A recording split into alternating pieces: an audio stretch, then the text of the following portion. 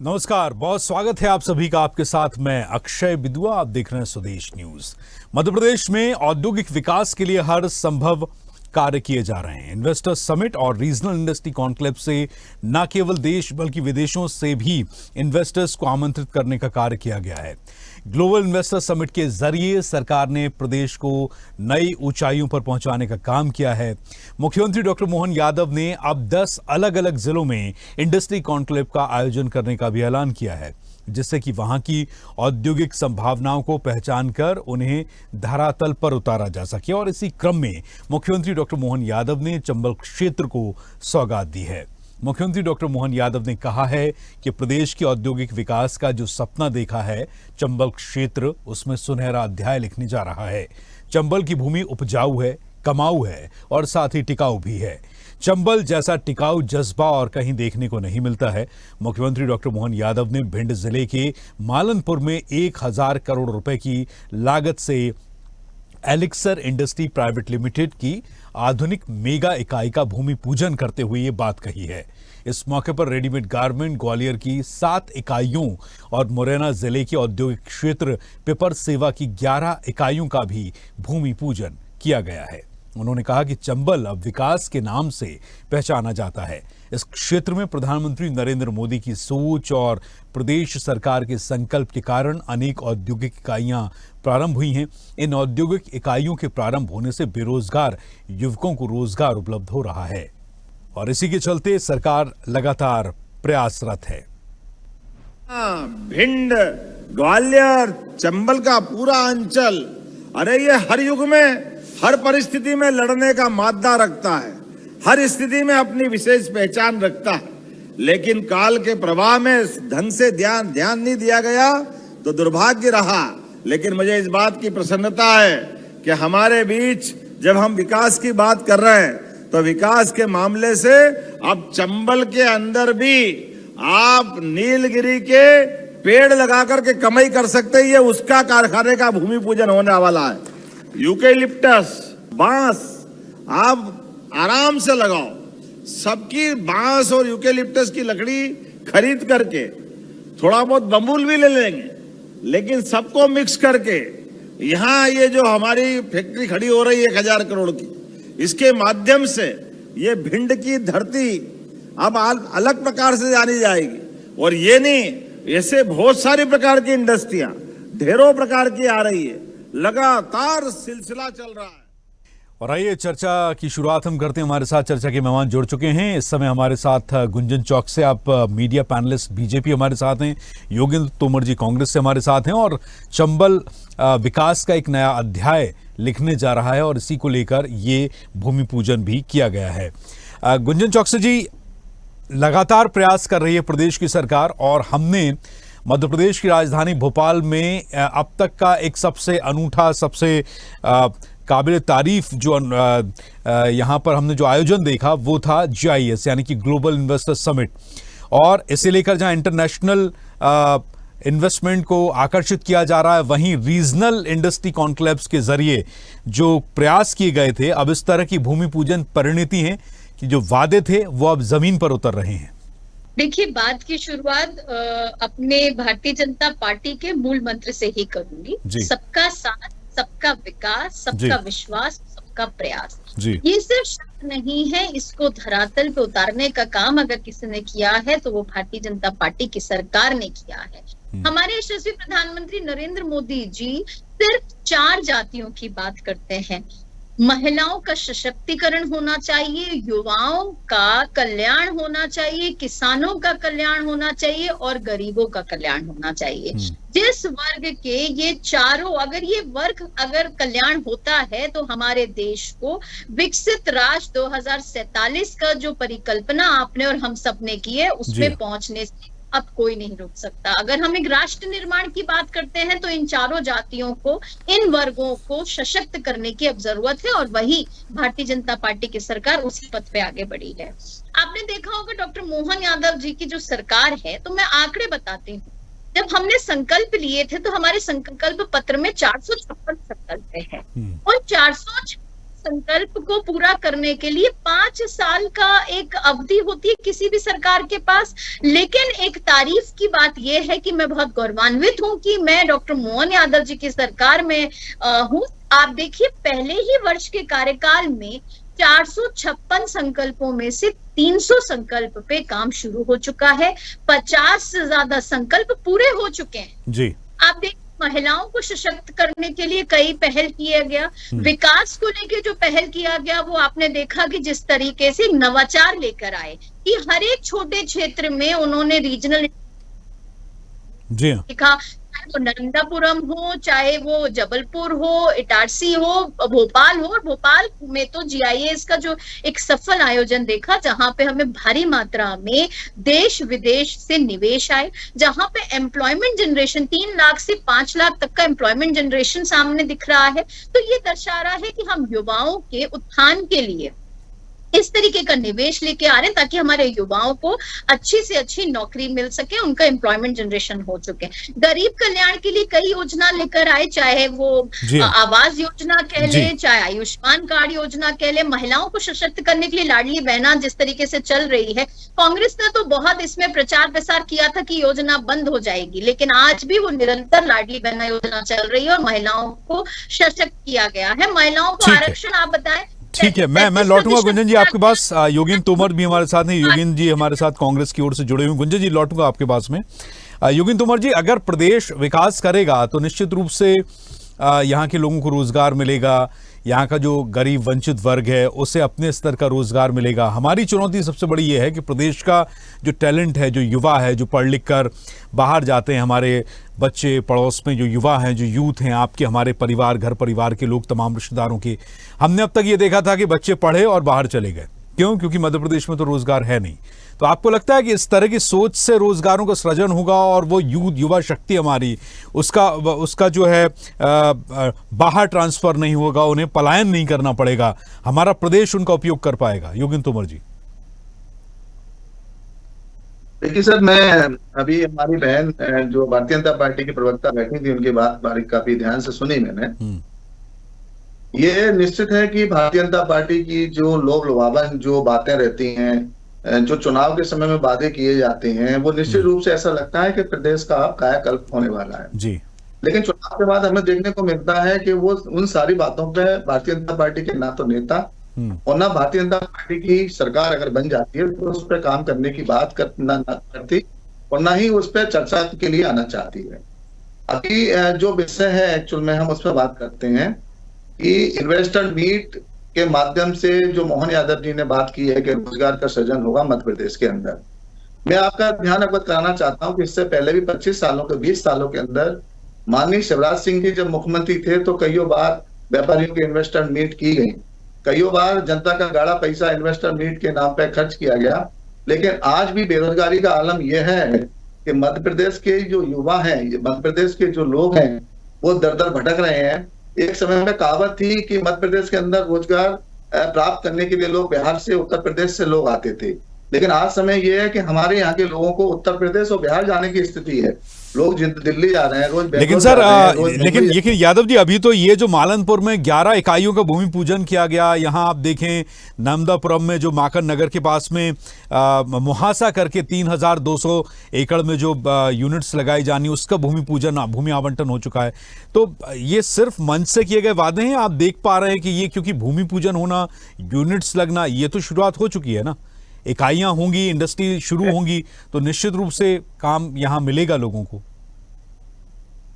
मैं यही निवेदन कर रहा हूं कि पिछले 20 सालों में ऐसे ऑर्गेनाइजेशन के रूप में कई बार इन्होंने भूमि पूजन किए, कई बार यूनिट्स औद्योगिक क्षेत्रों के निर्माण किए, लेकिन आज तक जो व्यापारी बाहर से आते हैं, मध्य प्रदेश में कानून व्यवस्था इतनी बिगड़ी हुई है कि जब वो यहाँ आते हैं तो कानून व्यवस्था जब देखते हैं तो उनकी हिम्मत नहीं होती यहाँ यूनिट स्थापित करने की। तो उद्योगपति तो जब आएंगे, उद्योग तो जब लगेंगे, रोजगार तो जब मिलेगा जब यहाँ का माहौल अच्छा होगा, कानून व्यवस्था अच्छी होगी। अभी आप हाल ही में देख रहे हैं कि हमारे ग्वालियर की मैं बात करूं, मध्य प्रदेश के अंदर ही ग्वालियर आता है शहर, जहाँ एक व्यापारी का, एक महाजन का एक बच्चा जिसका नाम शिवम था, शिवाय नाम था, उसको दिन दहाड़े पकड़ के ले गई पुलिस। अभी एक बच्चे का मर्डर किया गया, अभी एक व्यापारी का किडनैप किया गया, डेली मर्डर हो रहे हैं। तो व्यापारी मध्य प्रदेश के अंदर अपहरण होने के लिए या उसके साथ कोई दुर्घटना ना हो जाए, उससे बचने के लिए यहाँ यूनिट स्थापित क्यों करेगा? और जब यूनिट ही स्थापित नहीं होगी तो रोजगार कैसे मिलेगा? देखिए ये सारी बातें हैं जी, मैं थोड़ा सा आपका समय लूंगा कि ये सारी बातें हैं, लोभ लुभान बातें हैं। अगर मध्य प्रदेश की सरकार, भारतीय जनता पार्टी की सरकार अगर यहाँ रोजगार के लिए वास्तव में अगर संवेदनशील होती तो 20 साल का समय बहुत होता है। सवाल इस बात का नहीं है कि मोहन यादव जी मुख्यमंत्री हैं, शिवराज सिंह जी मुख्यमंत्री हैं, बाबूलाल गौर जी मुख्यमंत्री थे। सवाल इस बात का है कि भारतीय जनता पार्टी की सरकार है और किसी भी दल की सरकार होती है उसकी अपनी एक नीति होती है, उसका अपना एक चिंतन होता है। और भारतीय जनता पार्टी का चिंतन केवल यही है कि हिंदू मुसलमान के नाम पर वोट लो और रोजगार की बात। ठीक है, गुंजन चौक से आप क्या कहेंगी? ये योगेंद्र तोमर जो हैं, योगेंद्र तोमर जी तो ये कह रहे हैं कि कानून व्यवस्था चंबल में जैसी थी वैसी ही है और चंबल में विकास का सिर्फ शुगुफा छोड़ा गया है, वहां यूनिट्स नहीं लगेंगी क्योंकि क्राइम बहुत है। देखिए अक्षय जी, मैं की बात सुन रही थी और फिर से मैं उसी बात बता रही हूँ कि कांग्रेस में जिस तरह बरगलाने की एक राजनीति करती है, नफरत फैलाने की करती है और नकारात्मकता की करती है, वही योगेंद्र जी उसको आगे बढ़ा रहे हैं। जिस तरीके से राहुल गांधी जी देश को बदनाम करते हैं देश की धरती पे, और उसी तरह योगेंद्र जी काम कर रहे हैं मध्य प्रदेश को बदनाम करने का। ये वही प्रदेश है जब 2003 से पहले का, जहां सड़कें नहीं थी, बिजली नहीं था, पानी नहीं था, एक बंटा ढार करके रखा था इस प्रदेश का। उस प्रदेश को अगर किसी ने विकासशील बनाया है, विकसित प्रदेश बनाया है, तो वो भारतीय जनता पार्टी की सरकार ने बनाया है। और ये जिस एरिया की बात कर रहे हैं, ये मुझे जवाब दें कि ये 50-60 साल इन्होंने राज किया था इस प्रदेश पे। तब चंबल की स्थिति क्या थी? तब लोग मध्य प्रदेश में आने से डरते थे चंबल के नाम से। लेकिन आज वही चंबल का जब क्षेत्र की बात आती है तो विकास दिखता है। वहां पे पर्यावरण का जिस तरीके से काम हुआ, विकसित विकास का जो डेवलपमेंट हुआ, ये समझ में आता है। ये भारतीय जनता पार्टी की सरकार है, ये विकास भी कर रही है, ये हमारे संस्कार और संस्कृति को भी बढ़ावा दे रही है, हमारे सनातन को भी बढ़ावा दे रही है। जिस तरह आपने देखा डॉक्टर मोहन यादव जी ने चाहे कृष्ण पात्र की बात की हो या राम वन गमन भूमि की बात की हो, ऐसे कई उदाहरण हैं जहां हम हमारे धरोहर को भी संभाल रहे हैं, हमारी संस्कृति को भी संभाल रहे हैं, हमारी विरासत को भी संभाल रहे हैं और साथ ही साथ विकास कर रहे हैं। भ्रष्टाचार और परिवारवाद की जो राजनीति कांग्रेस ने की थी, अगर उसे किसी ने तोड़ा है, जनता जनार्दन के बीच भारतीय जनता पार्टी की विकास की राजनीति ने तोड़ा है। और ये जवाब हम नहीं दे रहे हैं, ये मध्य प्रदेश की जनता ने दिया है। 29 की 29 सीट पे अगर कमल खिला है तो यूं ही नहीं खिला होगा। आज जनता जनार्दन जानती है कि कौन जनता के साथ खड़ा है और कौन सी पार्टी कांग्रेस जनता के तोमर जी, योगेंद्र तोमर जी, आपने भी राज किया सर, तो सवाल तो उठता है कि भाई चंबल, आप क्या तब से लेकर अब तक चंबल बिल्कुल वही चंबल आप देख पाते हैं? पान सिंह तोमर वाला चंबल, डाकुओं वाला चंबल, बीहड़ों वाला चंबल, आपके कार्यकाल से लेकर, यानी कि आपकी सरकार, कांग्रेस के कार्यकाल, केंद्र में भी आपकी सरकार रही और तमाम चीज़ें हुई, तो क्या वाकई चंबल का कोई विकास आपको नहीं दिखता? और जैसा गुंजन बता रही हैं कि आप चाहे सनातन को लेकर देखें, कृष्ण पाथे की बात हो या माधव टाइगर रिजर्व की बात हो या फिर घड़ियाल पालन केंद्र अभी जो उसे एक रिजर्व घोषित किया गया उसकी बात हो, तो आपको नहीं लगता कि ये चारों तरफ जो ध्यान दिया जा रहा है, सनातन से लेकर, धर्म से लेकर, उद्योगों से लेकर, सामाजिक जीवन तक को सुलभ और सहज बनाने के लिए, तो कोई काम आपको दिखता नहीं क्या तोमर जी? माननीय भारतीय जनता पार्टी प्रवक्ता जो हमारी बहन अभी बात कर रही थी, मैं वहीं से बात को प्रारंभ करूंगा। इनका कहना यह है कि चंबल की जो बात कर रही है कि चंबल में औद्योगिक विकास इनके समय में भारतीय जनता पार्टी की सरकार में हुआ है। मैं इस बात को दूसरे रूप में देखता हूं, उसको समझाने की कोशिश करता हूं आपके माध्यम से मध्य प्रदेश की जनता को, कि विकास हुआ है लेकिन जनता का नहीं हुआ, नेता का हुआ है। विकास हुआ है, जनता का नहीं हुआ, गरीब जनता का नहीं हुआ, अधिकारियों का हुआ है, प्रशासन का हुआ है, सत्ताधारियों का हुआ है। मैं उदाहरण के तौर पर बताना चाहता हूं कि कल ही आपके यहाँ के मुरैना के एक सम्माननीय मंत्री, उन्होंने कहा कहाँ है रेत माफिया है। तो मैं बताना चाहता हूं कि पेट माफिया का उनका अभिप्राय ये था कि जिन लोगों के पेट बड़े बड़े हैं वो माफिया हैं, गरीब जनता नहीं है। लगभग 1000 करोड़ का अवैध व्यापार केवल मुरैना जिले से होता है, मुरैना जिले से। और मैं सम्मानीय अपनी बहन को बताना चाहता हूं कि ये 2003 से पहले की बात कर रही है। सर, उद्योग 11 यूनिट का भूमि पूजन हुआ है सर, रोजगार मिलेगा तो हो सकता है ना कि इस तरीके से पेट ना पालना पड़े। मैं आता हूं, 2 मिनट दीजिए मुझे, तभी आता हूं मैं। पे कांग्रेस के प्रवक्ता हमेशा चुप्पी साधते हैं। नहीं, आज नहीं, अब जो है उसमें जवाब नहीं है। मैडम मेरे पास मैं ऐसा प्रवक्ता नहीं हूँ, शांति तो रखिए, सुनिए तो। मैं बताना चाहता हूँ कि 2003 के अंदर जिक्र किया था कि उस बिंदु का 2003 से मैडम मध्य प्रदेश में कोई विकास का काम हो रहा है तो आप प्रोत्साहन उसको करेंगे, उसके लिए कुछ एक शब्द बोलेंगे। हमेशा नफरत की राजनीति नहीं जरूरी है कि कांग्रेस नफरत की राजनीति फैलाए। मैंने आपकी बात शांति से सुनी, आप मेरी 2 मिनट बात शांति से सुन लें। मैं निवेदन करूंगा 2 मिनट मेरी बात सुन लें। मैंने आपकी पूरी बात शांति से सुनी थी ना। मैं बताना चाहता हूं कि मैडम ने 2003 से पहले का जिक्र किया था बंटाधार के नाम से, ठीक है। मैं बताना चाहता हूं कि 2003 से पहले राजघाट के नाम से माइनिंग कॉर्पोरेशन के तहत एक माइनिंग क्वेरी हुआ करती थी, जिसमें लगभग 21 करोड़ का रेवेन्यू आता था मध्य प्रदेश सरकार को। अब वो रेवेन्यू नहीं आता, अब वो नेताओं की जेब में जाता है, भारतीय जनता पार्टी के नेताओं की। जहां तक औद्योगिक विकास की बात कर रहा हूं मैंने आपको बताया लगभग 1000 करोड़ का केवल मुरैना से माफियाओं के द्वारा, नेताओं के द्वारा अवैध व्यापार होता है रेत का। औद्योगिक विकास की बात करें तो आप बताइए बामौर का औद्योगिक विकास किसने किया था? औद्योगिक विकास की बात करें तो आप बताइए मालनपुर औद्योगिक विकास किसने बनाया था? औद्योगिक विकास की बात करें तो बताइए केलारस औद्योगिक विकास किसने बनाया था? तो आपको संशय है क्या? आपको संशय है ये 11 यूनिट जो पूजी गई हैं, भूमि पूजन किया गया मालनपुर में, इन सब में आपको कोई सरकार की नियत पर या उनकी कार्यप्रणाली पर आपको कोई शक है क्या? सर सुनिए, 2 मिनट सुनिए। मैं और अपनी बहन का थोड़ा संज्ञान लाना चाहता हूँ कि जैसी मिल का विकास किसके शासन में हुआ था? कांग्रेस की में क्या भारतीय जनता पार्टी की में? और रही बात इनके यूनिट की जिसकी ओपनिंग की ये बात कर रही हैं, तो मैं पहले भी बता चुका हूं कि भारतीय जनता पार्टी की सरकार पिछले 20 वर्षों में कम से कम 200 बार ऐसे उद्घाटन कर चुकी है। लेकिन डाक के 3 बात आप भी देख रहे हैं, हम भी देख रहे हैं। और अगर इनकी ये नीति सफल होती तो यहाँ के युवाओं को रोजगार के लिए बाहर नहीं जाना पड़ता।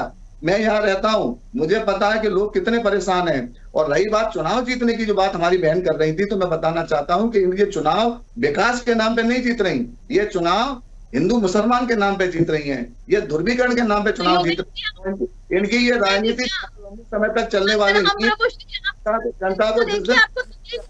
जनता को जिस दिन समझ में आ गया कि ये रोजगार के नाम पे वोट नहीं मांग रहे, ये लोग आपस में लड़ा के भाईचारा बिगाड़ के वोट ले रहे हैं, उस दिन इनका सुपड़ा साफ हो जाएगा। 2 से प्रारंभ हुए थे और 2 पे ही दोबारा नहीं पहुंच जाए तो आप देख लेना।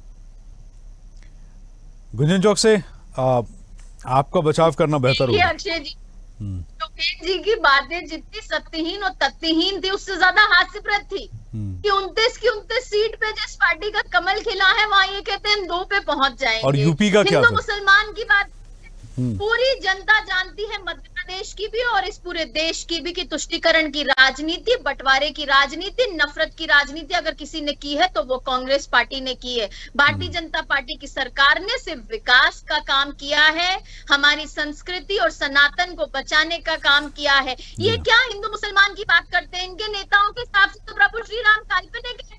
हाँ, वो प्रभु श्री राम की अगर आस्था करते हैं तो तकलीफ होती है। चुनावी प्रभु श्री राम की याद करने वाले कोई है तो वो कांग्रेस के नेता है। कोई ढोंग अगर रचाता है हिंदू के नाम पे तो वो कांग्रेस के नेता है। बताएं कुंभ में कितने नेता पहुंचे कांग्रेस के? ये बता पाएंगे क्या राहुल गांधी जी पहुंचे? ये दर्शाता है कि कौन तुष्टीकरण कर रहा है और कौन सच्ची आस्था रख रहा है, ये साफ तौर पर नजर आता है। भ्रष्टाचार की तरफ मैं बात करूं, 2018 की याद दिला दी जी को। 15 महीने की सरकार बनी थी।